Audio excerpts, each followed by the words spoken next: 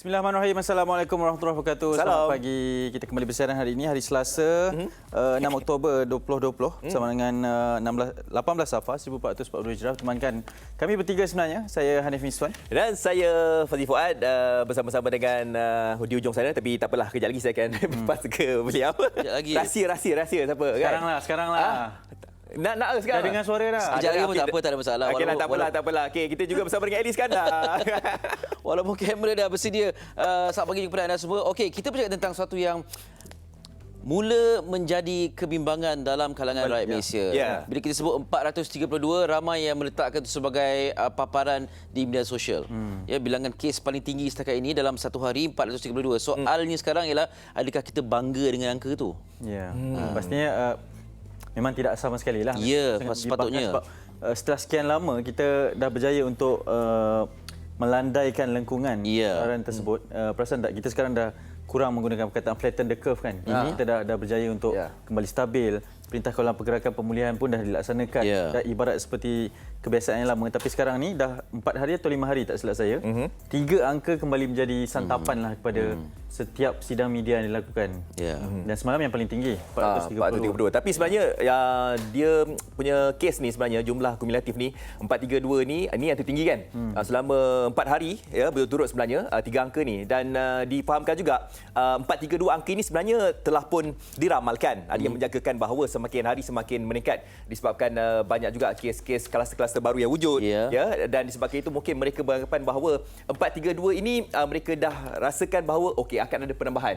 Dan tapi itulah dia, kita tidak mahu perkara ini terus berlanjutan kan. Dan saranan kerajaan supaya menjaga SOP itu difahamkan mereka ini telah pun buat. Tetapi mereka macam terfikir-fikir, agaknya macam mana agaknya boleh tinggi, SOP kita dah buat. Itu yang mereka bingunglah sekarang ni, rakyat kita sekarang ni. Betul. Apabila kita bercakap tentang sesuatu yang dijangka, ialah barangkali spike ini ataupun peningkatan yang mendadak ini disebabkan kita berada dalam fasa PKPP. Maknanya bisnes berjalan seperti biasa, pergerakan seperti biasa, tidak ada halangan rentas daerah, rentas negeri dan sebagainya. Jadi dalam kalangan kita ada yang rasa macam okey, SOP lah. Dan ada dalam kalangan kita yang melihat macam orang tak nampak, tak perlu laksanakan SOP.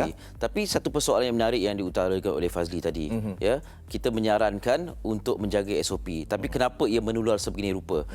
Bagi saya, seboleh-bolehnya kita cakap, bila kita cakap tentang jaga SOP dan sebagainya, bukan hanya rakyat tetapi semua. Semua, termasuk yang memerintah rakyat dan juga rakyat. Bila kita lihat sebab mengatakan okey, ini hanya rakyat saja yang perlu mematuhi SOP, sebab sekarang ni orang akan pertikaikan, kalau betul kita jaga SOP, kenapa angka meningkat begitu tinggi sekali? Dan bayangkan, ianya hanya memerlukan seorang sahaja penyebab kepada setiap jangkitan ataupun kluster yang terbabit, dan apatah lagi 2 kluster dilaporkan menjadi punca kes ini meningkat dengan sangat mendadak, iaitu di Kedah dan juga di Sabah. Dan sekarang ini hanya tak silap saya, hanya Perlis dan sebuah negeri saja lain, 2 negeri saja, Pulau Pinang saja yang tidak merekodkan sebarang kes baru di seluruh Malaysia. Jadi bayangkan, daripada kita ini sebelum ini hanya pernah sekali membabitkan 2-3 kali SIFA, kes jangkitan tempatan. Sekarang ini kebanyakan, majoritinya adalah semua daripada kes jangkitan tempatan. Dan berpunca daripada 2 kluster, merebak kepada keseluruhan negeri pada ketika ini. Dan yang paling membimbangkan adalah tentang bagaimana, sebab kita dah pernah melalui PKP, Perintah Kawalan Pergerakan, dan kita tahu ianya sangat efektif dalam membendung setiap pergerakan. Dan kita memang kalau boleh cuba untuk mengelakkan lagi sekali dilanda PKP ini.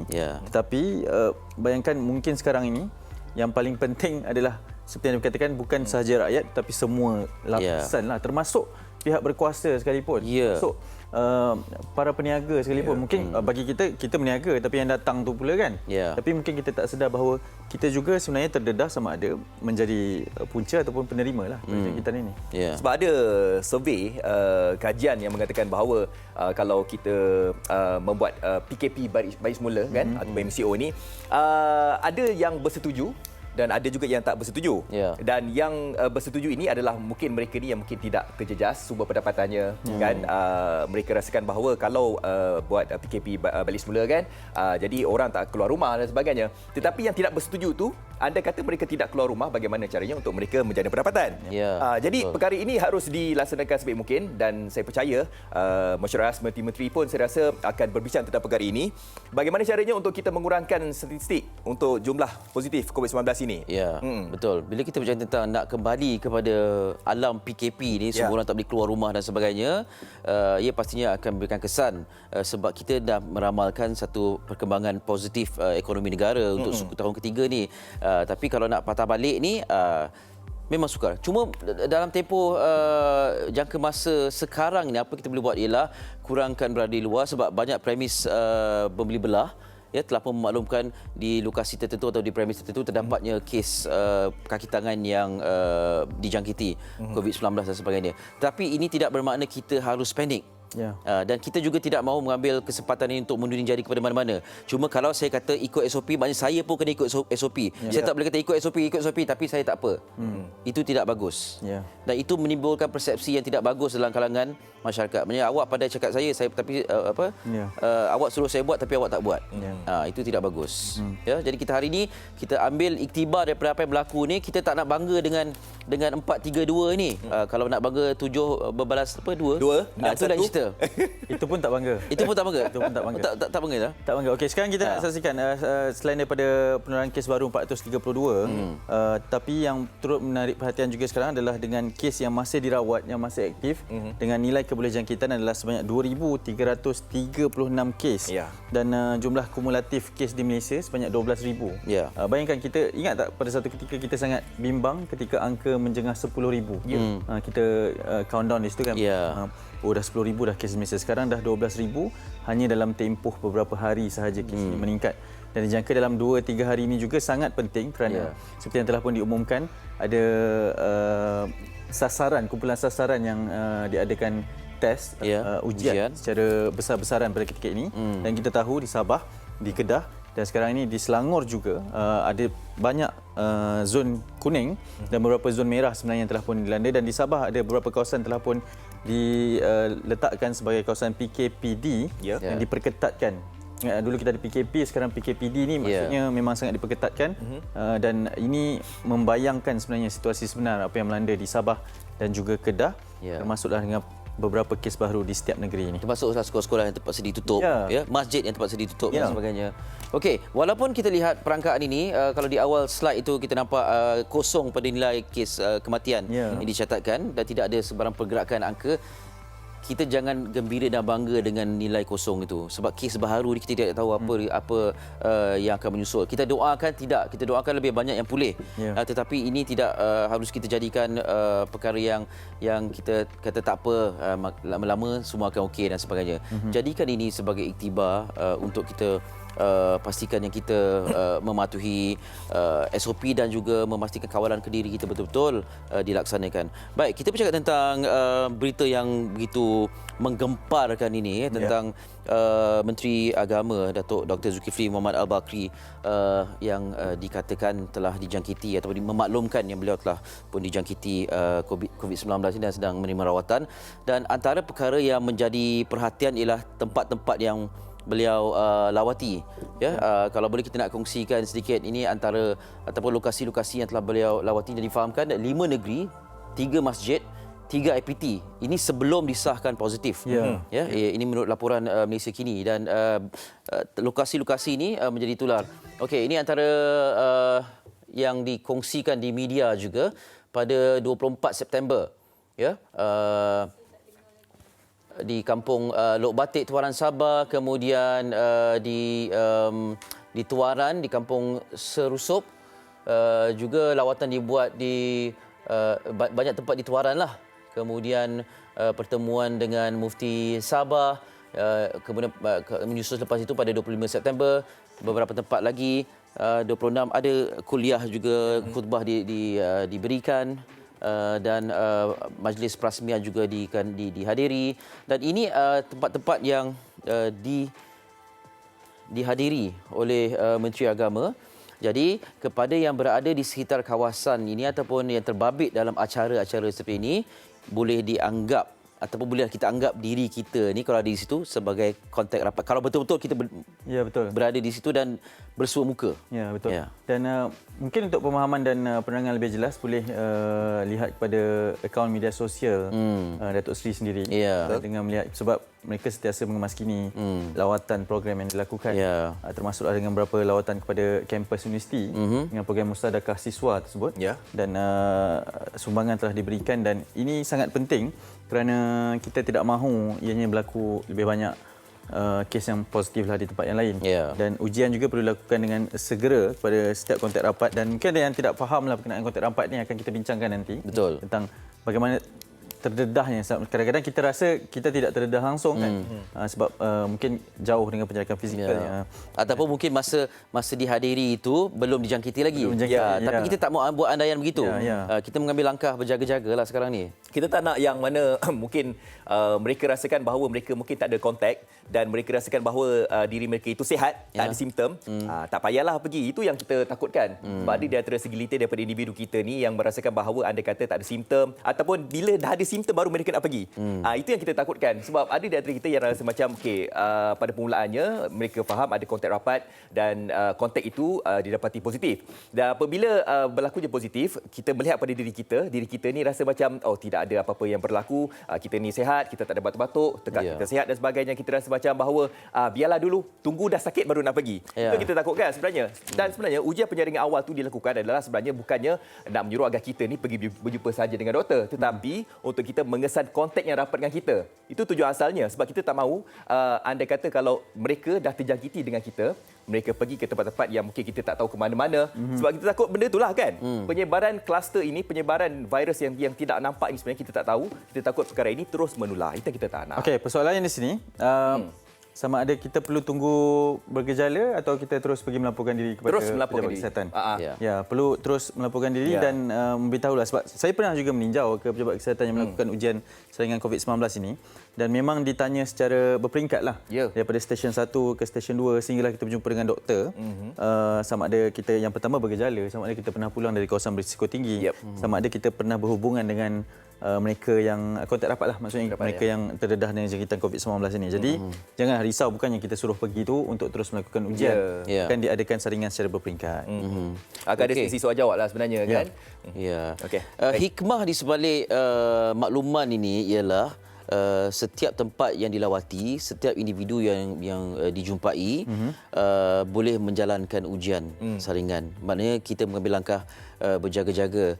Cuma kalau berada di satu kawasan yang berisiko tu dan juga individu yang berisiko, yang berisiko juga haruslah tampil dan memaklumkan kepada tempat yang mereka lawati juga. Okey, salah seorang yang dikatakan sebagai kontak rapat kerana bertemu muka juga dengan Datuk Seri Dr. Zulkifli Al-Barki ini ialah Datuk Dr. Muhammad Fazilah Kamsah, juga difahamkan bertemu dengan beliau beberapa hari ataupun di penghujung bulan September yang lalu. Jadi beliau juga mengambil tanggungjawab ini dan dikabarkan akan membuat saringan juga. Ironinya sepatutnya Datuk Dr. Fazilah Kamsah berada bersama dengan kami pada pagi. Betul.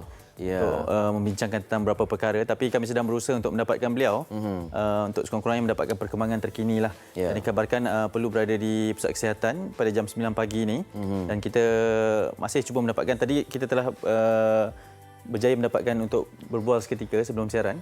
Sekarang ini masih lagi sedang mendapatkan Datuk Dr. Muhammad Fazilah Kamsah untuk mendapatkan gambaran sebenar lah tentang bagaimana pertemuan dan mungkin keadaan pada ketika ini kan. Kalau daripada hantaran Yang Berhormat Senator kita Datuk Seri Dr. Zulkifli juga mengatakan bahawa keadaan dirinya dalam keadaan yang baik, tidak bergejala tapi disahkan positif jangkitan ini. Pertemuan dengan individu perseorangan barangkali risikonya sedikit terkawal berbanding menghadiri acara yang membabitkan ramai orang. Sebab kita tidak tahu pastinya individu atau personaliti yang didambakan kehadirannya akan diambil kesempatan untuk bergambar dan sebagainya. Jadi perkara-perkara seperti ini yang harus kita lihat kembali dalam keadaan angka yang meningkat 432 ini, bagaimana kita mengenai adakah SOP perlu ditambah. Maksudnya kalau ada sesi sebegini tidak ada sesi bergambar, tidak ada apa-apa aktiviti yang boleh mendekatkan lagi jarak fizikal antara individu dijemput dan juga orang yang berada di situ. Okey, dah difahamkan sudah berada di talian sekarang ini Datuk Dr. Fazilah Kamsah. Hello, Assalamualaikum. Hello. Assalamualaikum. Datuk. Saya. Ya, selamat pagi. Pagi, Ya. Datuk, sepatutnya Datuk berada di studio tapi kami dikejutkan dengan perkhabaran ini. Kalau boleh Datuk nak berikan sedikit ulasan tentang situasi ini, silakan. Itulah patutnya saya dah excited nak ke MHI tapi sebab berita sahabat kita yang berhormat Datuk Menteri kena, so saya ziarah beliau 28 September.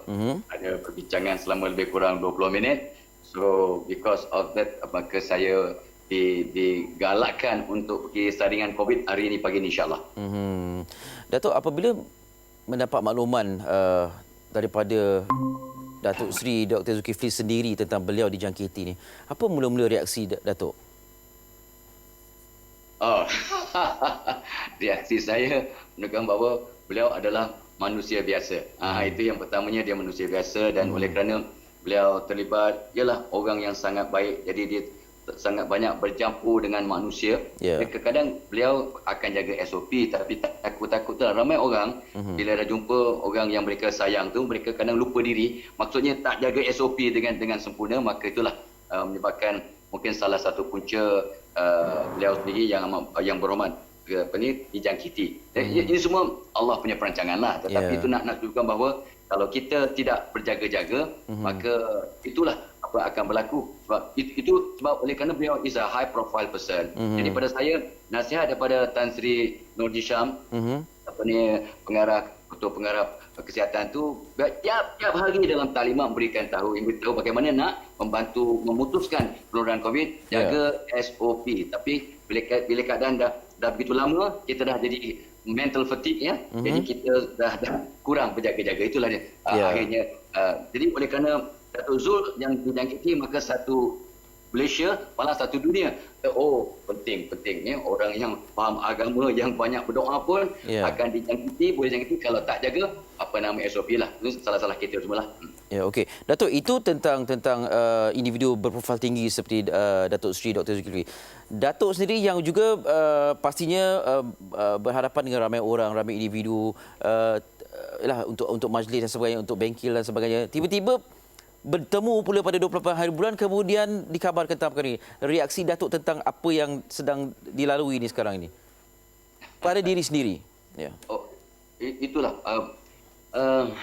seperti yang saya sebut tadi itulah. Kadang kita ni bila kita berjaga-jaga, tapi it takes two lah ya. It takes two side. Dua-dua pihak kena berjaga-jaga. Memang saya pun memang sentiasa jaga SOP sebab memang dalam bengkel saya, dalam ceramah, dalam program yang offline, memang kita terpaksa berjumpa dengan orang ramai. Kita memang jaga SOP dengan ketat, tetapi kadang-kadang itulah bila dah lama kita sesi 2-3-4 jam, maka bila dah lama-lama kita jadi terlalai, terutamanya dalam masa ini yang paling penting ya. Nasib baik saya tak handsome Ali Iskandar ya. Masa nak ambil gambar tu masya-Allah.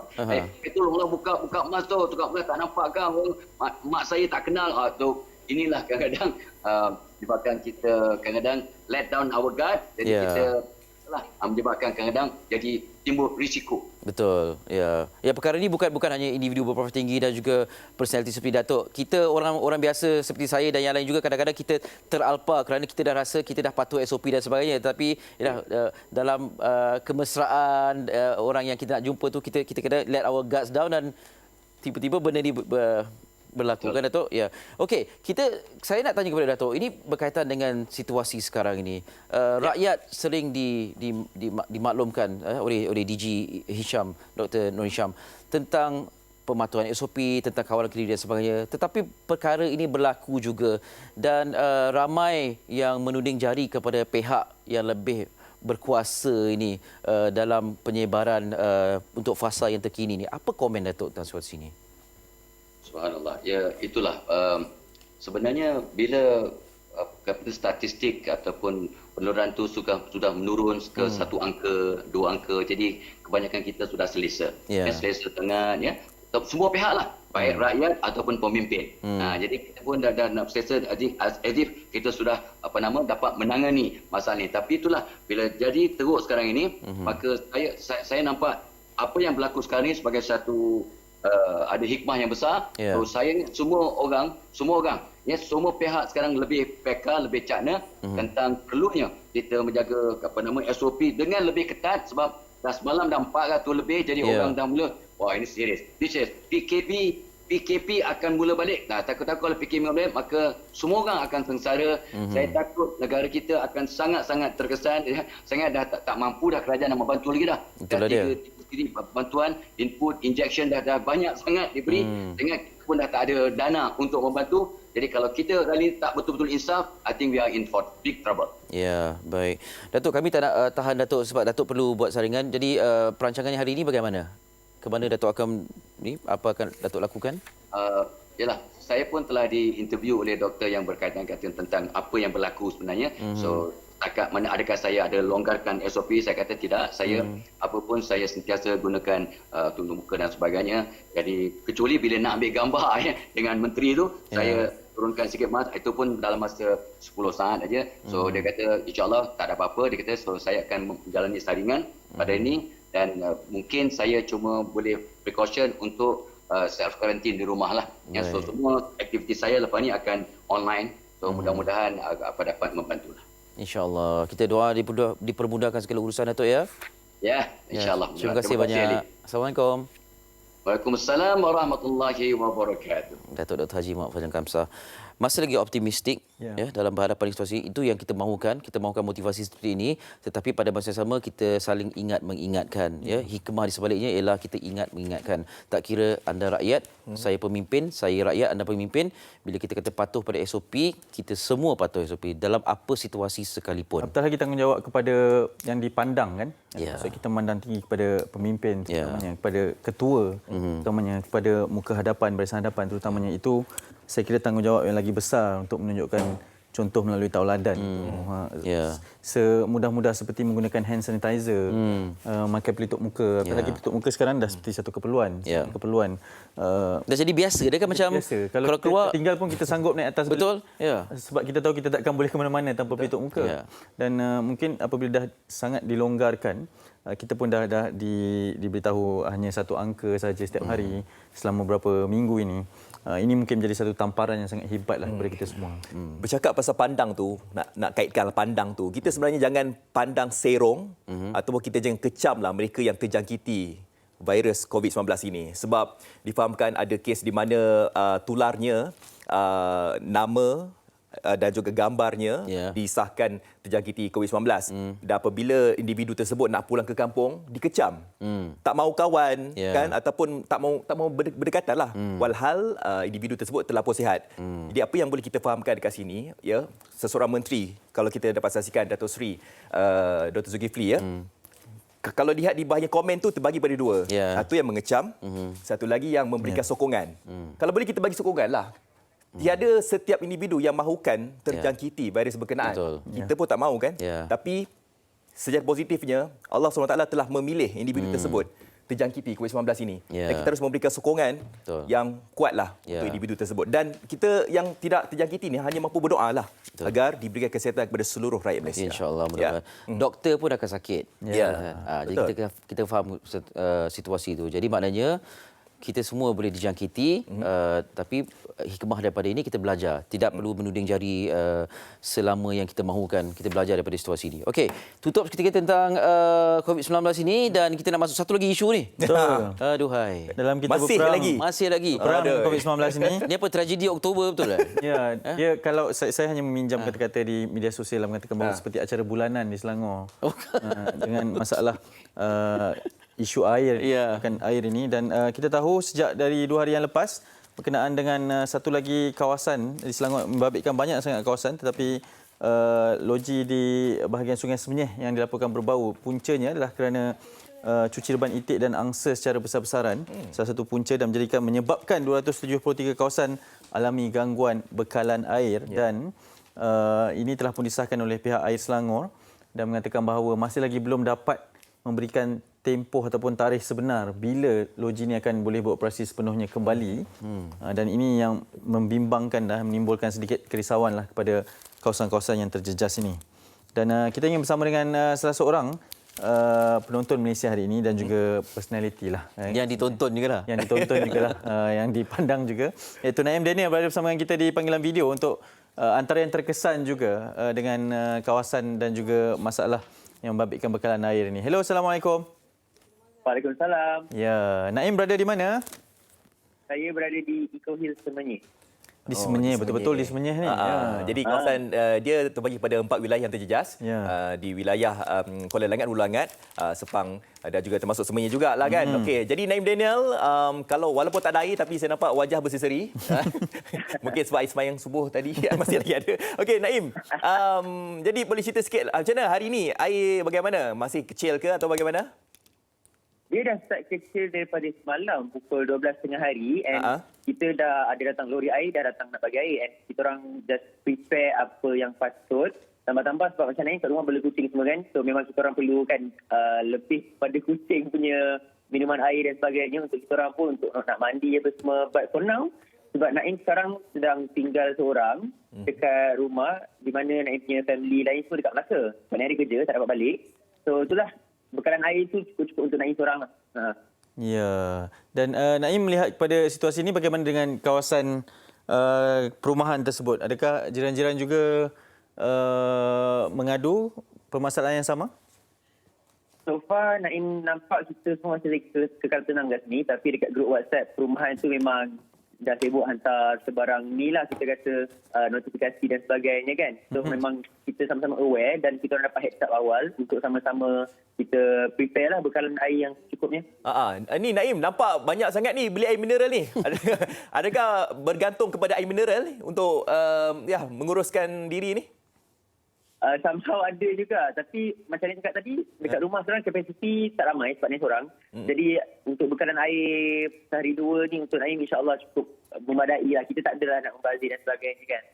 Ya, maksudnya di kawasan perumahan Naim tiada bantuan air yang diberikan lah. Maksudnya lori tangki air ke apa? Ada. Masih lagi belum ada? Ada. Ada? Tapi difahamkan untuk notis gangguan bekalan air yang berlaku dekat rumah Naim, difahamkan mereka telah pun memberikan notis Jadi Naim dah pun bersedia untuk menadah air dan sebagainya. Alhamdulillah. So kita tak ada macam nak kata panic saving ke apa sangat kan. Even though memang kita tahu air ni adalah satu sumber utama juga dalam kehidupan seharian kita.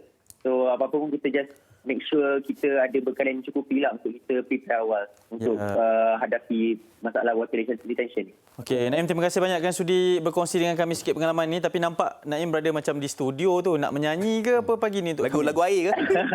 Mungkin boleh berkongsi. Mungkin boleh berkongsi sedikit perkembangan semasa Naim pada ketika ini. Silakan. Perkembangan semasa Naim dah baru settle record lagu baru yang ni akan insyaAllah akan kita terbitkan pada bulan hadapan dan also ni akan datang dengan drama terbaru Lestari pada bulan ni yang bertajuk Lelaki Lingkungan Cinta pada pertengahan Oktober ni. Okey, dah ala-ala macam saya tak nak menyanyi tu. Cantik tu Naim, terima kasih banyak kan sudi bersama dengan kami. Semoga mudahkan segala urusan insyaAllah. InsyaAllah, terima kasih. Assalamualaikum. Jadi kita lihat dekat sini bukan sahaja individu yang biasa saja yang terjejas bekalan air ni. Macam contoh artis pun tak terkecuali juga. Tapi saya pujilah Naim Daniel ni kan dia setengah mungkin golongan setengah lah kan. Segan nak pergi turun nak ambil air, nak beratur dan sebagainya. Ada. Pakai pelitup muka orang tak cam. Orang kenal juga kan. Kenal juga. Macam sekarang boleh kan? Macam kan. Facial semua tu pun boleh. Tapi betul lah apapun apabila membabitkan keperluan yang utama. Sebab semalam pun saya berada di sekitar Subang. Kawasan Subang juga antara kawasan yang sangat terjejas dan lebih memeritkan mata adalah apabila kita melihat banyak kedai-kedai makan yang terpaksa ditutup beroperasi. Dan apabila ditanya semuanya kerana masalah gangguan bekalan air inilah, bukan kerana masalah yang lain lah kan. Dan itu sedikit merencatkanlah sebab kita mungkin memandang apabila berlaku gangguan bekalan air ini hanya membabitkan keperluan asas sahaja. Sebenarnya tidaklah, ekosistemnya sangat besar. Ini keperluan yang sangat utama. Perniagaan, keperluan harian, kehidupan juga mungkin boleh sangat terjejas. Apatah lagi bila kita tahu bahawa sebenarnya punca yang berlaku ini adalah daripada pencemaran yang sebenarnya boleh, sangat-sangat boleh kita elakkan. Lihatlah alasan yang diberikan cuci, rebat itik, angsa dan sebagainya. Dan ada salah satu lagi puncanya adalah disebabkan kawasan pedestrian di kawasan Nilai 3. Iaitu antara punca-punca yang berlaku lah. Tapi itulah dia. kita ni sebagai penduduk ni, rakyat ni fikir sampai bila? Itu soalan. Sampai bila kan? Itu persoalan yang sebenarnya. Okey, malah di muka surat 8 dan NST juga disebutkan ini. Conduct regular checks on riverside factories, activities dan activities, says Lamtai. The authorities should be vigilant and proactive. Istilah proaktif ni sangat-sangat penting. Kadang-kadang kita sedap sebut aja. Ya, in conducting regular checks on factories and activities along the rivers to prevent future water pollution incidents. Antara petikan yang saya suka sebutkan di sini ialah it is not difficult to identify factories and activities along the rivers upstream, midstream and downstream, and then conduct regular checks on them to ensure compliance with existing rules and regulations. If necessary, relocate the illegal factories and license them. Okey, itu satu. Satu yang menimbulkan kegusaran ialah, kata beliau, please stop saying you are investigating after an incident has happened. Maknanya dah terhantuk bau tegang. Barangkali itu sebab peribahasa itu. Sudah terhantuk tengah dah. Jadi itulah, bila kita kata proaktif itu, sejauh mana proaktif kita ni tentang situasi ni. Sebab kita dah melalui fasa ni. Di muka surat 9 juga sebenarnya, NST ada kongsikan juga antara kes membaikan bekalan air yang terputus ini disebabkan situasi tertentu sejak 2015. Punyalah banyak. Okay? Bermakna, bila yang kita nak proaktifnya? Kan? Adakah ini senarai ini masih lagi belum cukup untuk berikan kita inisiatif untuk menjadi proaktif ataupun bagaimana? Ya, kita faham ada situasi kekangan dan sebagainya. Tapi yalah, macam kelompok yang kata ini bersihkan, mandikan itik, rebat, bersihkan reban dan sebagainya. Itu tahu pun nak bersihkan, tapi yang dikotorkan. Yang dikotorkan itu dan terus memberi kesan kepada satu ekosistem. Betul. Macam saya katakan sebentar tadi, ekosistem yang kita nak membersihkan suatu perkara, tapi kita terlupa bahawa satu faktor yang lain juga boleh terkesan dan membabitkan satu kesan yang lebih banyak sekali. Betul. Dan kalau dilakukan pemeriksaan berkala ni, patutnya telah boleh dielakkanlah. Ini mungkin satu jalan penyelesaian yang sangat baik untuk dilakukan sekali lagi pada masa hadapan. Masih lagi belum terlambatlah sebenarnya untuk mendapatkan penyelesaian kepada masalah ini. Okey. Dan kita difahamkan Tan Sri Lamtai di talian sekarang ini untuk mengulas lanjut tentang situasi ini. Hello, selamat pagi. Hello, Tan Sri. Tan Sri. Halo. Ya, selamat pagi. Ya, selamat pagi. Ya. Okey, Tan Sri, kami baru saja baca komentar Tan Sri di NST ini, New Straits Times ini. Barangkali nak mengulas lebih lanjut tentang keresahan rakyat tentang situasi seperti ini. Silakan. Ya, isu mengenai pencemaran air yang telah dilaporkan dalam media sejak semalam sehingga sekarang, sehingga hari ini, memang merupakan satu isu yang amat serius. Apa yang merunsingkan kita semua ialah bahawa ini ialah insiden yang kedua dalam tempoh ini sebulan, dan ini tentulah akan menyusahkan ramai pengguna di daerah-daerah yang ini tersebut. Itu jadi yang paling penting sekarang ialah bahawa mengapa masalah ini berulang itu lagi. Yang kita tahu bahawa apabila kejadian berlaku dalam beberapa minggu yang itu lepas, jadi pihak berkuasa pun telah mengambil itu tindakan. Dan soalan saya di sekarang ialah bahawa bagi mereka yang menjadi pencemar, bagaimana masalah ini berulang? Mengapa pencemar ini tidak dikenali itu lebih awal? So saya itu rasa soal ini ada berkaitan soal penguatkuasaan di peringkat daerah, terutamanya oleh pihak berkuasa tempatan. Saya rasa bahawa sekiranya kalau kita nak mengelakkan isu pencemaran ini air, sama ada di Sungai Semenyi ataupun di sungai-sungai lain, yang paling penting ialah kita nak mengenal pasti siapa yang bertanggungjawab, siapa pencemar ini. Dan saya yakin bahawa kalau kita ada penguatkuasaan ini, undang-undang yang itu ketat, kalau kita dapat membuat pemeriksaan mengejutlah di tempat-tempat yang disuspek sebagai kawasan yang bolehlah dicemari, terutamanya air sungai. Jadi tindakan sepatutnya diambil di mana industri-industri yang dianggap sebagai tidak berlesen, yang membuang bahan-bahan toksik dalam sungai dan sebagainya, mereka sepatutnya lah diambil itu tindakan dan masalah ini tidak akan berulang. Baik, okey. Tan Sri, terima kasih atas komen yang dikongsikan. Ya. Okey, terima kasih Tan Sri Lam Tai bersama dengan kita di talian. Tentang situasi inilah kebertanggungjawaban kita, integriti kita dalam menjalankan tugas. Barangkali ada pemeriksaan berkala yang dilakukan. Ya.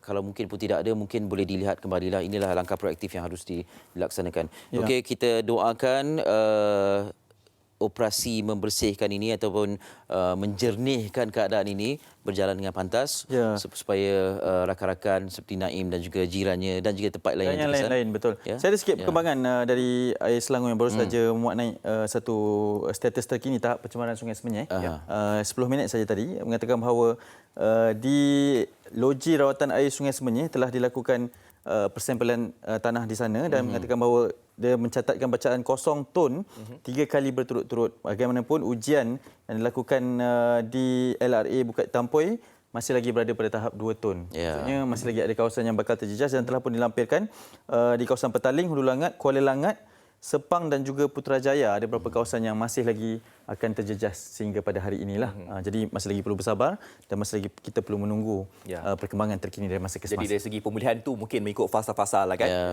Okey, baik, kita nak berhenti pada seketika. Segera nanti banyak lagi pengisian menarik untuk anda semua. Dan seperti mana yang Hanif katakan tadi, mungkin kita nak tahu dengan lebih lanjut lagi berkaitan dengan apakah yang dimasukkan dengan konteks rapat dan sebagainya. Segalanya dalam Malaysia hari ini. Sebentar lagi. Baik, kembali bersama dengan kami di Malaysia hari ini untuk perkongsian pada 6 Oktober ini dan pastinya tadi kita telah bincangkan banyak sekali perkara berkaitan dengan COVID-19, tentang pencemaran air semasa pencemaran air dan sekarang ini kita ingin teruskan lagi dengan perkongsian di Dadak Akhbar. Okey. Saya mulakan terlebih dahulu di berita harian di muka hadapannya berkaitan dengan saya percaya ini semua di muka hadapan Surat Khabar pada pagi ini adalah dengan meningkatnya kes COVID-19, apatah lagi dengan angka 432 kes baru semalam.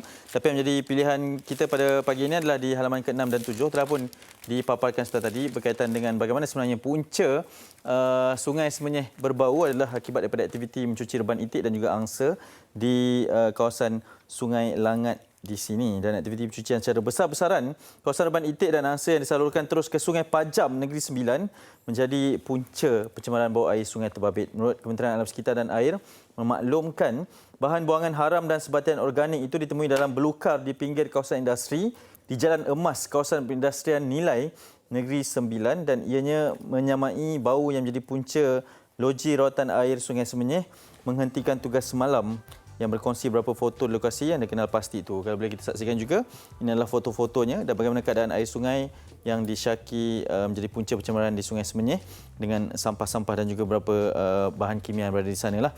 Dan lebih di kawasan di halaman ke-7, 273 kawasan alami gangguan bekalan air, dan menurut Air Selangor telah menggerakkan lebih 90 lori tangki air ke premis kritikal, sekolah serta kawasan perumahan yang terjejas dan 20 tangki statik, 10 stesen pengisian setempat, 9 pusat khidmat setempat dan 13 bilik awam juga disediakan untuk kemudahan pengguna mendapatkan bantuan bekalan air. Juga dipaparkan di surat khabar fizikal inilah gambar-gambar penduduk sekitar Petaling, Presiden 16 Putrajaya yang mendapatkan bekalan air daripada bantuan yang telah pun disalurkan. Jadi ianya memberikan satu kesan yang sangat besarlah kepada aktiviti harian, apatah lagi sekarang dengan pandemik COVID-19 ini. Kita berdepan pula dengan satu cabaran air di beberapa kawasan telah pun disebutkan tadi. Okey, ini berita harian. Ya, kalau di Selangor tak ada air, tiada air, tapi di Sabah pula berlakunya banjir kilat. Itulah dia.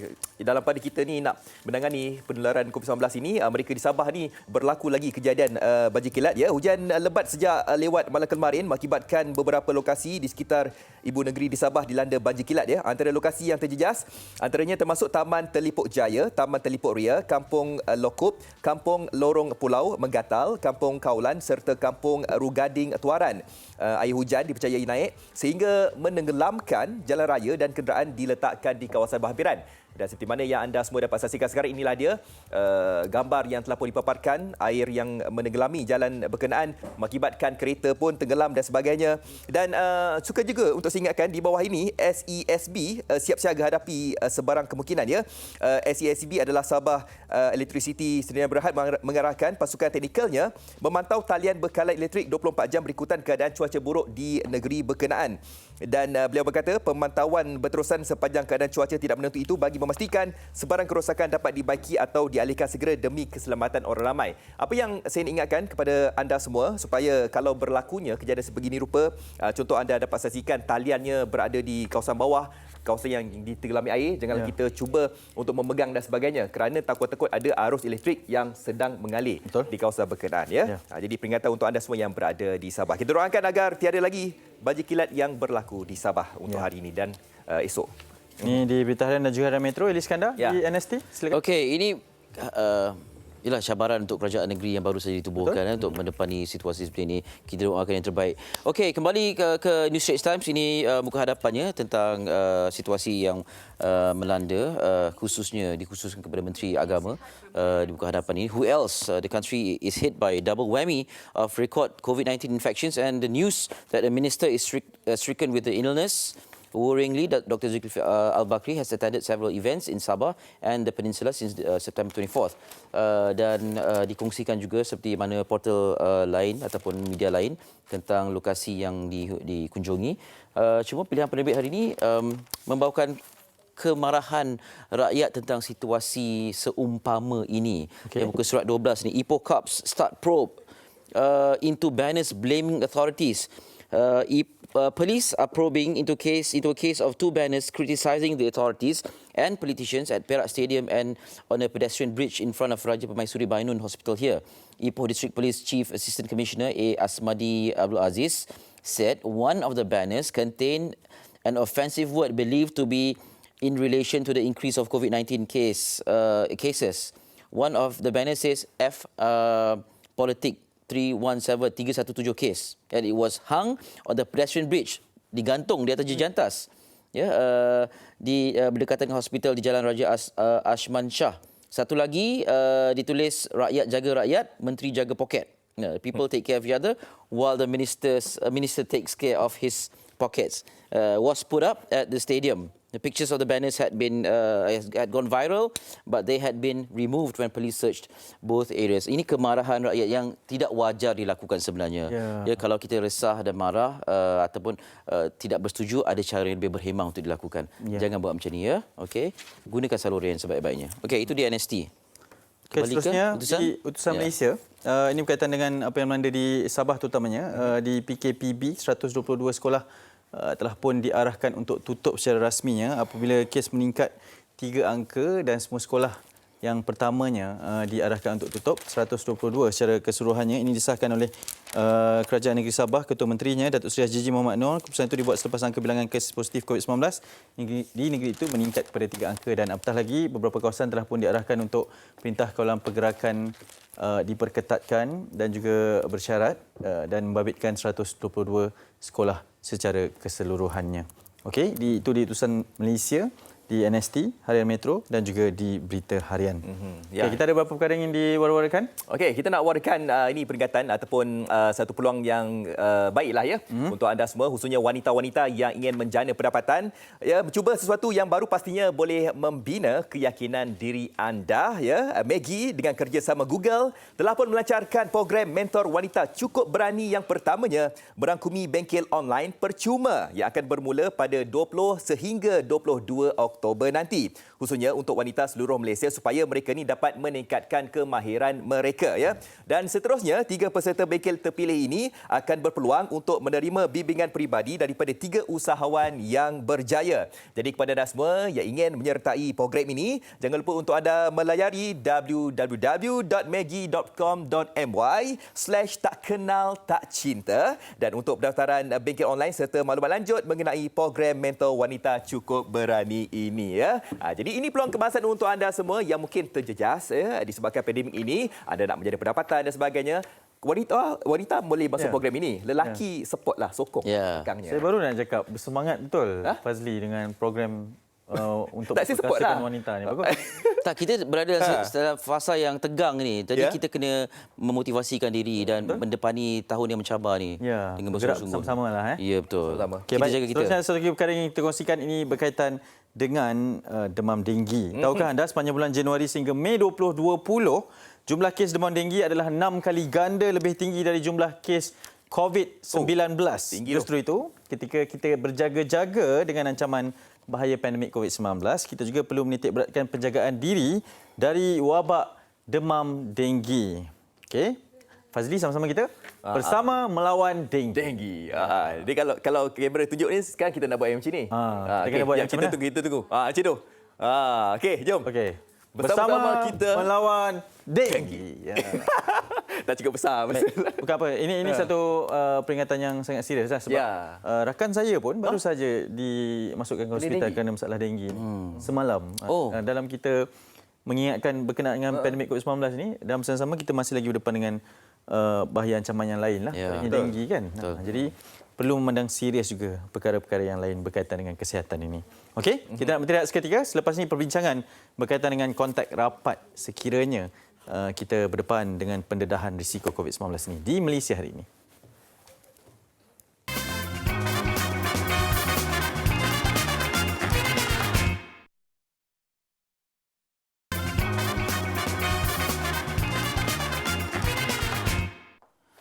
Okey, kembali dalam Malaysia hari ini. Terima kasih kerana terus bersama dengan kami dan kita nak memahami lebih lanjut tentang situasi ini. Bila kita sebut tentang angka 432 ini, mari kita imbas kembali sejauh mana pemahaman kita tentang pandemik COVID-19 ini yang melanda negara dan juga dunia di konteks tanah air, sesuatu yang telah berlaku dan kita nak mengambil langkah susulan yang tepat. Jadi antara perkongsian di berita harian yang saya suka untuk bawakan kepada anda ialah tentang laporan yang menyebutkan semua kontak rapat dalam majlis diarah buat saringan.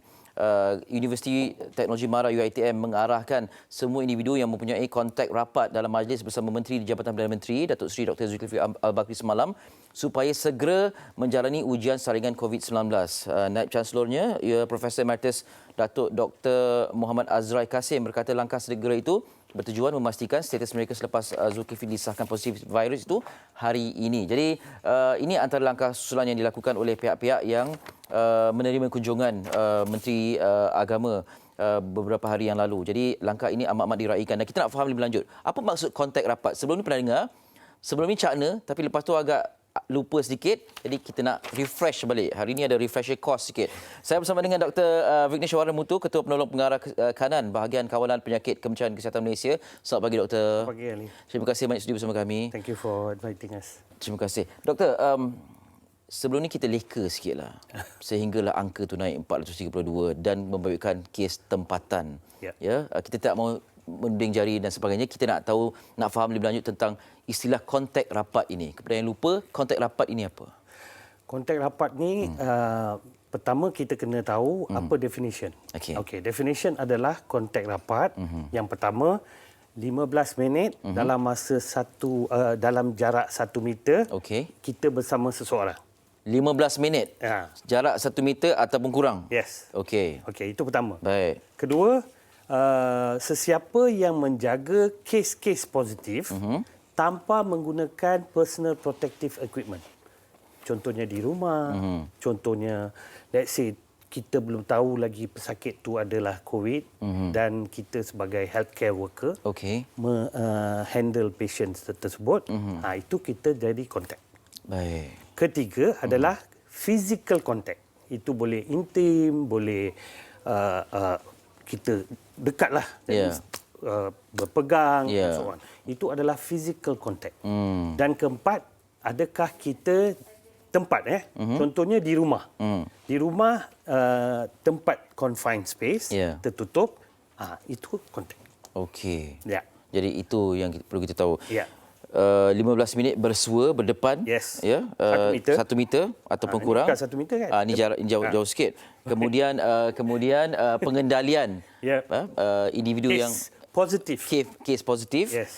Satu lagi ialah fizikal, sentuhan fizikal. Sentuhan fizikal, intimate and so on. Okey, dan satu lagi tempat. Tempat can be di rumah, di dalam komuniti, tempat tertutup, and then adakah circulation tempat tertutup pengudaraan itu bagus. So itu kita galakkan supaya rumah-rumah tingkap ada buka. Okey. Sekarang ni kita lebih bimbang tentang kes yang kita dengar di tempat yang terbuka atau tempat awam. Okey. Ya, yang bukan public lah. Seperti yang mana berlaku sekarang ini, seperti juga di Premisi Perniagaan, pusat membeli belah. Jadi bagaimana, adakah sekiranya saya berada di tempat itu dan tiba-tiba ada makluman adanya terdapatnya pekerja yang dijangkiti, adakah saya dikira sebagai kontak rapat? Belum tentu, sebab adakah kita kontak dengan pekerja tersebut dekat, adakah fizikal atau 15 minit. Itu kita kena lihat. Let's say kita jalan je macam tu, kedai tu, kita bukan satu kontak. Let's say kes tu ada jauh daripada kita dan let's say about 20 meters ke 50 meters away, saya di dalam satu conference ke apa ke, kes berada jauh daripada saya. That means saya mungkin bukan kontak. Maknanya kena ada kesemua ciri, sebab bila doktor sebut tadi tentang air circulation, pengudaraan itu. Walaupun saya masuk di kedai itu, belum tentu, tidak semestinya saya adalah kontak rapat. Sebagai contoh, saya pernah kontak. Bulan Mac dulu. Saya diarahkan kuarantin selama 14 hari dan negatif.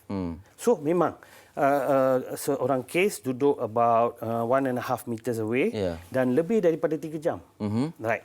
Tapi setelah melakukan test 2 kali negatif, saya keluar daripada kuarantin. Tapi yang penting saya kena kuarantinkan diri. Kalau saya kontak dan saya dapati tahu seseorang ini dekat dengan saya kena ambil langkah-langkah untuk mengkuarantinkan saya. Itu adalah tanggungjawab seseorang yang harus kita sedar dalam pandemik ini. That means awareness pada kita diri sendiri supaya kita let's say expose. Right, let's say expose. Dan dari expose untuk ada simptom takes about 14 days. That's why kita tengok 14 hari.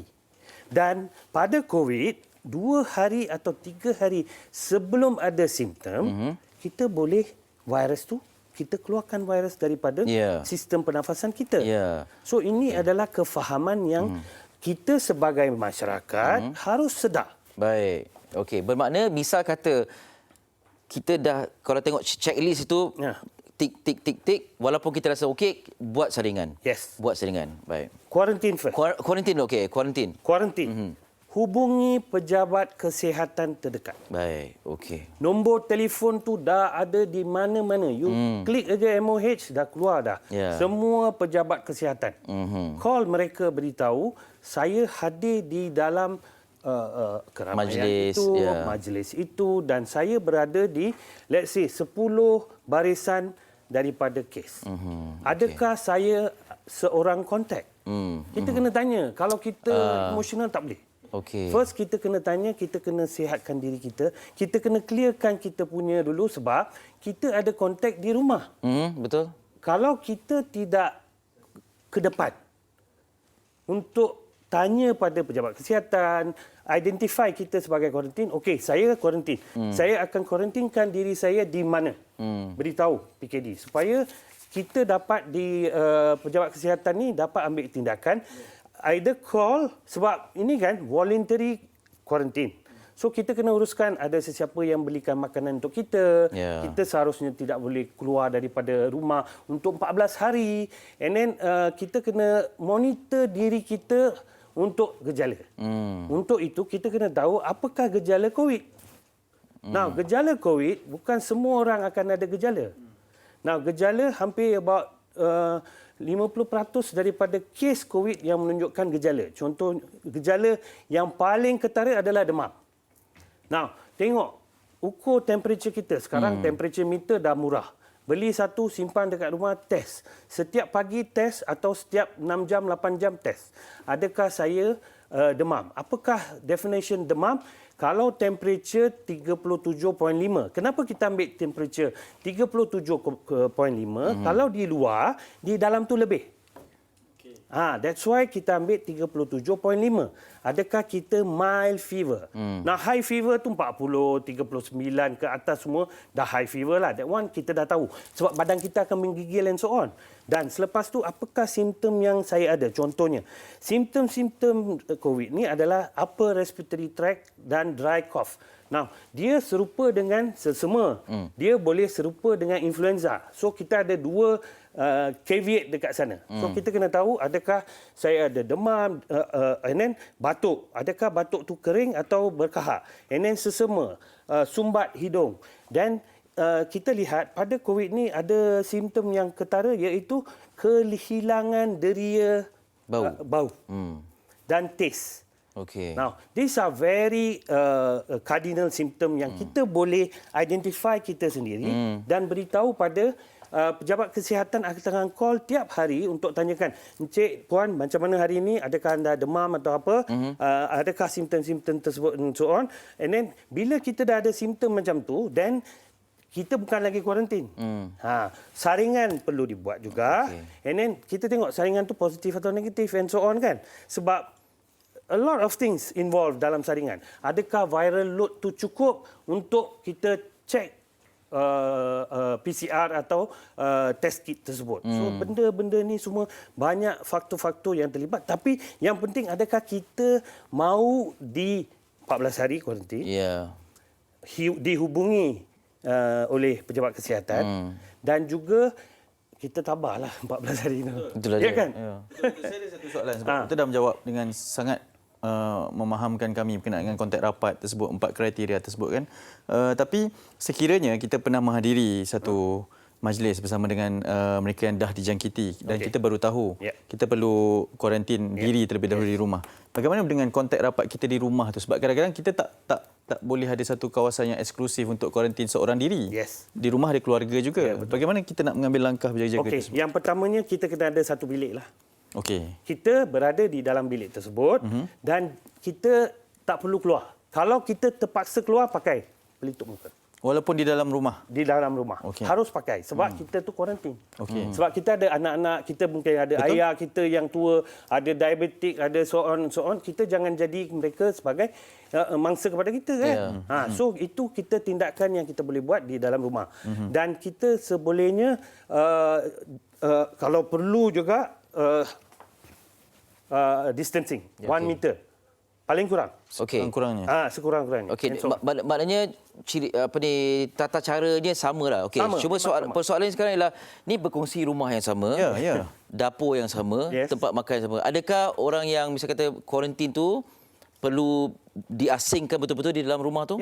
Makan dan sebagainya pun perlu. Jadi perkakasan, peralatan yang digunakan tidak boleh dikongsi bersama? No, kalau yang tu ada simptom. Kalau ada simptom.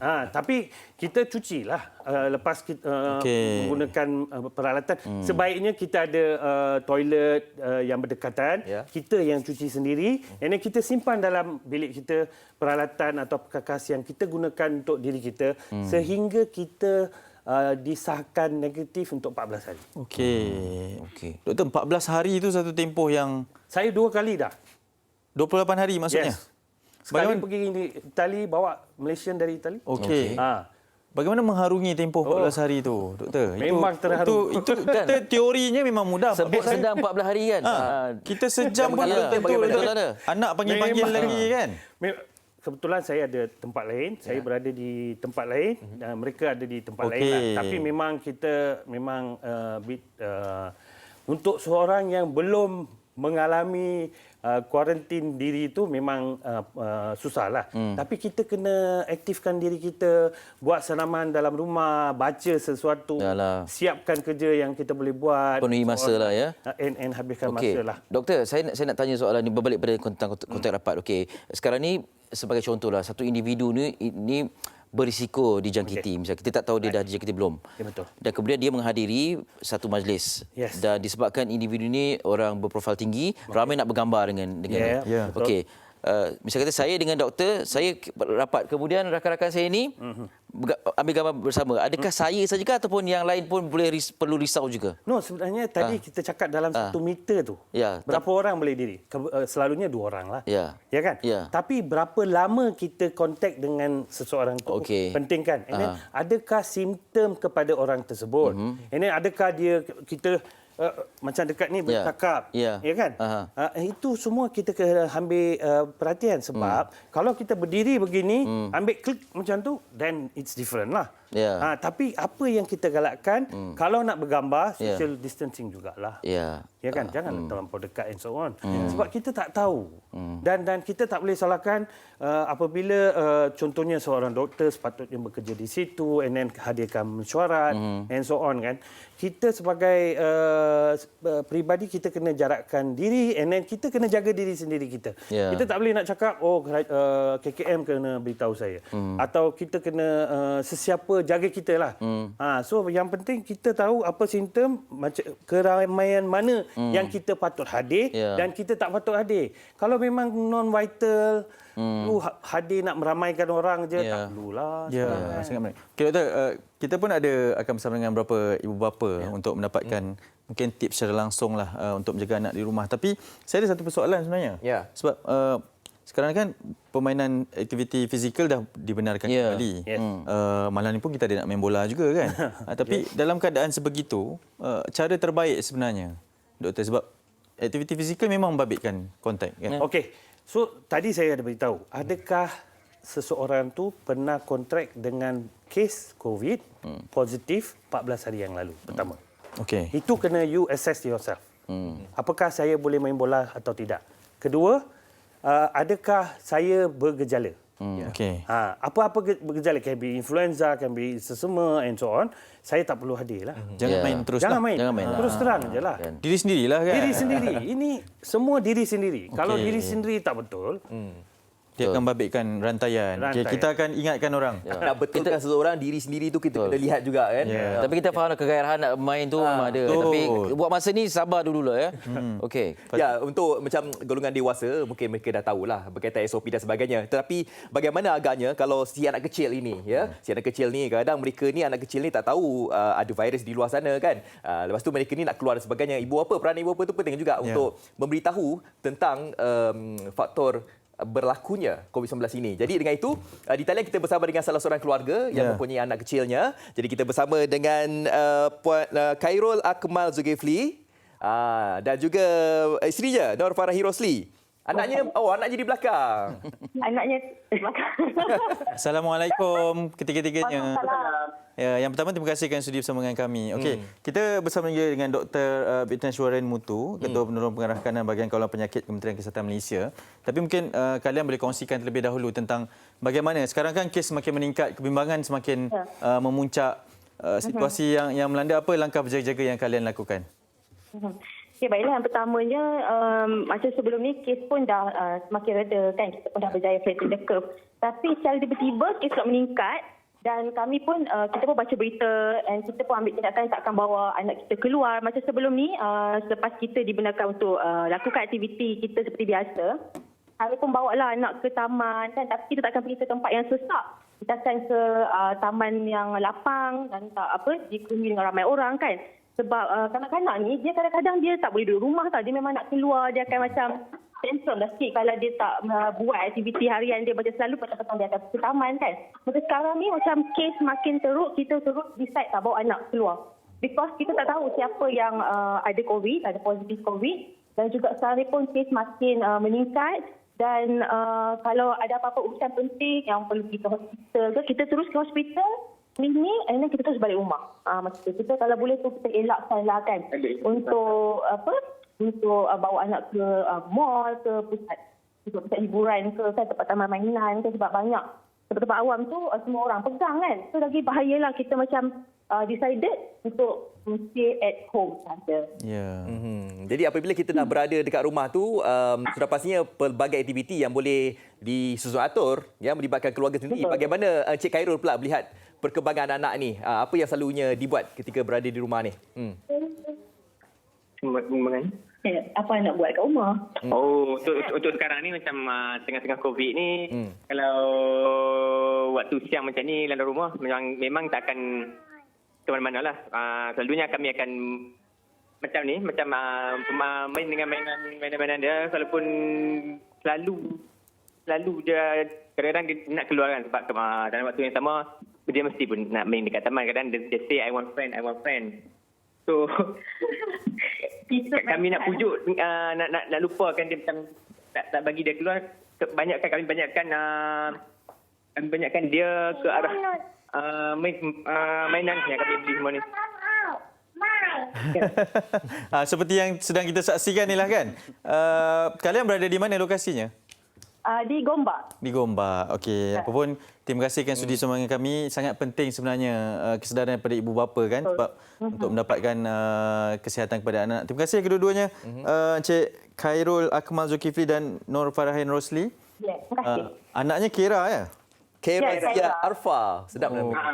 Alhamdulillah. Sampaikan salam kami kepada anaknya tu ya. Okey. Stay safe di rumah. Okey, Assalamualaikum. Salam warahmatullah. Kita harapkan bahawa ianya boleh jadikan sebagai pedoman jugalah ya, peringatan juga kepada anda yang mempunyai keluarga, khususnya golongan-golongan yang berisiko. Bukan saja anak kecil, malahan kalau kita lihat ibu bapa kita yang mungkin dah pun berusia 60 tahun dan ke atas pun perlu juga ada penjagaan sedemikian. Doktor. Betul. Eliskandar ada soalan yang terakhir sekali. Doktor, adakah sikap kita dan mentaliti kita sekarang ni perlu kembali kepada zaman PKP dulu? No, saya rasa kita boleh amalkan tip-tip kesihatan yang kita dah bagi. Amalkan tip-tip kebersihan dan juga kalau perlu pergi ke tempat tertentu. Kalau tak perlu, tak perlulah. Stay at home sebab kita ada keluarga, kita ada ibu bapa. Kenapa kita perlu exposekan kita punya keluarga kepada COVID-19? Sebab sekarang kita belum ada ubat khusus, kita belum ada vaksin khusus. Salah satu cara yang untuk kita memutuskan chain is kita jangan kontak dengan orang yang positif COVID. Dan kalau kita terkontak, lakukan kuarantin diri, hubungi pejabat kesihatan terdekat, beritahu lokasi, beri nombor telefon yang betul. Masalahnya kadang-kadang dia bagi nombor telefon, kita cari tak dapat, cari alamat tengok tiang elektrik. Tiang elektrik. Itu pun itulah dia. Kawalan Kendiri juga. Ini nombor yang anda boleh hubungi memang telah pun diwawarkan di setiap platform sejak sekian lama. Ya, sekian lama. CPRC. Nombor hotline-nya ada 3 di situ dan boleh terus saja hubungi yang terdekat, akan terus diberikan bantuan lah. Doktor, terima kasih banyak-banyak. Terima kasih Doktor Dr. Vignesh sudah bersama kami. Azli dan juga terima kasih. Terima kasih banyak. Apa penting kita berhubung dengan doktor lagi ya. Betul.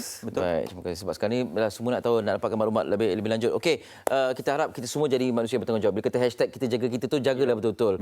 Jangan hanya kita sebarkan di media sosial saja, tapi di luar kita SOP itu kita macam acuh tak acuh kan. Jelah, kesini ke sana Ya, kesini itulah dia. Kalau anda kata kita berada dengan kontak rapat, kita jangan panik itu saja. Betul. Sebab jangan panik. Yang panik kan. Jadi kita bukan semua kontak akan jadi COVID.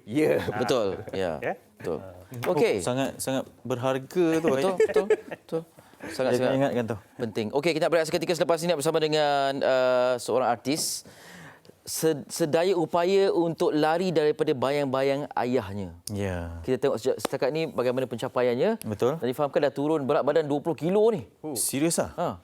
Berat badan turun, suara suara tu sama. Lunakan tu memang akan diteruskanlah. Okey, kita berhenti seketika selepas ni bersama dengan nantilah kita beritahu. Lagi.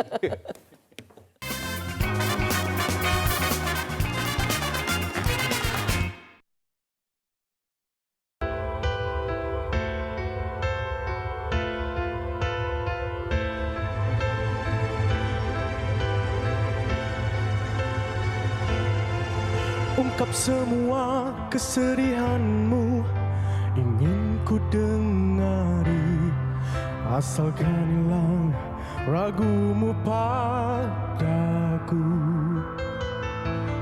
Peluk era diriku, rasa cinta membara, kan ku pastikan tak berpisah lagi.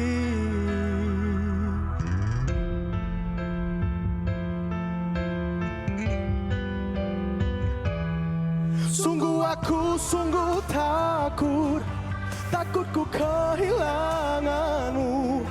Jujur aku terus tak menentu. Aku yang tak akan bisa, aku yang pasti merana jika kau terus hilang dari diriku. Aku takut.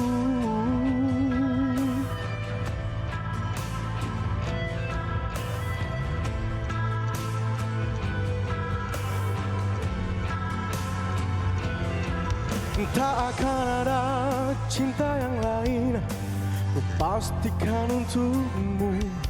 Dengar bisiku, buka mata hatimu. Peluk erat diriku, rasa cinta membara. Kan ku pastikan tak berpisah lagi.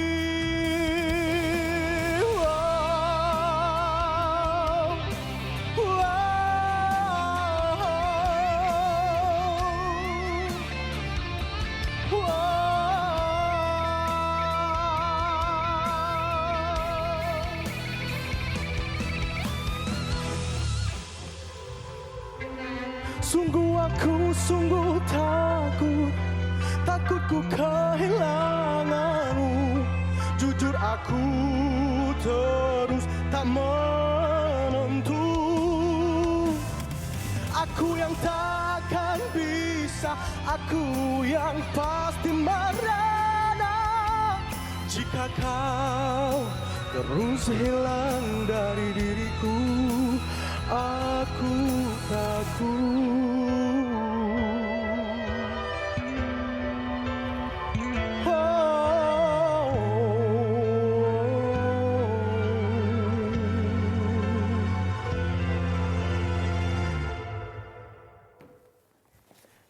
Inilah dia. Tak perlu tu kita kenalkan. Kalau mereka dengar suara dah tahu dah anak siapa ni. Tu dah dia. Apa khabar? Yamani Abdillah. Nampak susut betul lah. Berapa daripada 112 kilo? 112, sekarang dah turun 90. Tapi maintain tengah ni 90. Dia memang akan ada fasa tu kalau dalam turnamen. Target berapa? Saya target sekarang ni saya nak 70? turun ke 80 dulu. 80. Tapi masih beristis. Boleh lagi. Tak apa, tersasul tak apa. Boleh lagi. Memang masih segar lah. So benda dia maintain. Saya nak turun lagi tapi tak boleh. Tak boleh Dia tak masa dia. Masa. Jadi apa regime yang dibuat ni? Jogging ke ataupun puasa ke apa? Puasa taklah. Dia susah. Saya jaga makan lah. Saya tak makan nasi selama 3 bulan. Gula saya potong 3 bulan. Okey. Saya bersenam. Memang jogging lah, berlari. Kardio lah. Buat benda tu dalam 3 bulan tapi bergetar tangan. Getar lah. Sebab tak makan nasi. Mengamuk dia jadi tak mengamuk, dia macam nak makan nasi. Gula lagi. Gula lagi. Lagi tak ada. Apa, lepas ni kita akan PM tepi berkaitan dengan tips-tips. Sekejaplah, kita tahu juga orang ramai nak turunkan berat badan ni. Dia mungkin sebab macam saya cakap tadi, pasar tu mungkin sekarang tergenala sebab dah yang awal tu memang dah sangat hit kan. Dia perlu tukar rutin yang lain. Tapi masih lagi perlu kekalkan benda yang sama jugalah. Tahniah kita ucapkan. Tahniah. InsyaAllah. Takut kehilangan. Takut kehilangan. Takut kehilangan berat badan. Bukan. Takut kehilangan siapa? Dia someone. Dia takut kehilangan someone. Itulah dia cerita lagu ni ialah biasalah kan lelaki nyanyi mesti untuk perempuan. Betul. Betul lah tu. Lelaki kan. So lagu ni dia kisahkan pasal perempuan ni, saya takut kehilangan dia. So bila kisah sendiri ke ni yang mana ni? Tak, ini kita buat cerita. Baik. Tapi saya tak sangkalah situasi ni dia macam jadi reality. Reality siapa? Sendiri? Arwah Sandra. Okey. So bila saya Artis passionnya lagu ni. Lirik tu macam kena sangat-sangat. Sebab minggu tu lagu saya tersingkir, Ahad, Isnin keluar lagu, Jumaat dia pergi. So benda tu saya nak nyanyi pun sebenarnya fikir. Tapi sampai lah benda tu. Sangat meninggalkan kesan lah sebenarnya. Okey, itulah kadang-kadang lagu ni bukan hanya mesti ada back story dia. Penceritaan di sebalik lagu ni. Baik. Kalau ikutkan apa yang saya baca lah, Baba inginkan Yamani menjadi peguam. Oi, Wah. Betul ke? dia tak pernah cakap pun. Oh, Dia cakap pada media kot. Dia cakap pada artikel tu lah. Mungkin lah. Okey. Soalannya di sini, Yamani berada di dalam industri ini, adakah disebabkan mungkin populariti Baba ataupun minat dari kecil ataupun Yamani sendiri sebenarnya memang adalah nak jadi seseorang dan sebagainya. inilah jalannya macam tu. Saya minat dari kecil. Kiranya saya pun dengar dari kecil saya dengar lagu dia. Saya tak boleh kiranya tak boleh lekang lah daripada lagu Jamal Billah ni sebab saya dari kecil pun saya memang minat dia. Tak tahulah sebab memang ada cerita dia saya tengok dekat TV tapi saya tak tahu itu bapa saya. Oh ya, saya betul. macam bila tengok macam tu macam wah saya minat dia. So macam style dia masa tu dia style smart. Lu tengok cerita-cerita lama dia. So kita jadi minat. So dari situ saya tak menyanyi dulu. Saya main gitar dulu. Okey. Saya start dengan gitar dulu. Lepas tu saya tak tahu pasal dia menyanyi. Masa darjah 6 tu orang paksa saya nyanyi. Saya malu. Paksa nyanyi. Dan dia pun sampai awak tular Orang tak tahu dia boleh menyanyi semua suara macam ni punya sedap. Dia tak tahu dia boleh menyanyi. Satu persembahan masa awak kecil dulu. 2014 masa tu kat sekolah. Baju putih pakai. Ya. Jadi Kurus. tular seketika tu. Itu buat-buat suara. Itu buat-buat. Alang-alang awak. Tapi makin lama makin lebih kurang sama Itu saya tak tahulah. Dia mungkin dia makin lama makin dia belajar tu kot. Sebab saya selalu ikut dia show. So, bila saya tengok dia show saya kat bawah tu saya belajar. Capture lah. Kadang-kadang bila nyanyi sekali dengan dia kan. Time itu saya belajar dengan dia. Okey, kita faham awak cuba untuk lari daripada bayangan nama yang sangat besar. Ke dah redha dah. Tak apalah orang nak kata apa katalah kan. Dan memang anak pun. Bukan Memang anak. dibuat-buat kan? Bukan saya permintaan minta awak boleh ke tunjuk secara langsung suara yang sama tu. Part mana ni ada tak lagu Baba yang kalau orang dengar saja tak tahu mana satu suara Yamani, tak tahu mana satu suara Baba. Lagu apa? Malam ini akulah seniman. Itu suara dia. Dia punya sengau tu mahal tu. Itu suara dia. Kalau Yamani punya style macam mana? Malam ini ada lembu. Akulah seniman. Okey, pernah mendapat bimbingan secara betul-betul formal dari Baba sendiri tentang teknik vokal semua? Saya tak pernah. Dia just macam nasihat lah banyak. Demo tu nasihat. Masa nak masuk pertandingan dulu pun, dia bagi tahu lagu. Dia bagilah. Dia macam apa yang dia pernah lalu, dia bagi tahu kita. Tapi mungkin rezeki saya tak adalah kat situ. Tak apalah. Jadi pengalaman tu penting kan? Yes. Okey, saya nak balik pada penurunan berat badan ni. Kembali pada Okey, sikitlah sebab bila kata 20 kilo ni banyak sebenarnya. Banyak. Adakah ia memberi kesan kepada suara juga ataupun tak langsung? Tak ada. Saya Tak ada, okey. Tapi itulah dia punya pernafasan tu lebih.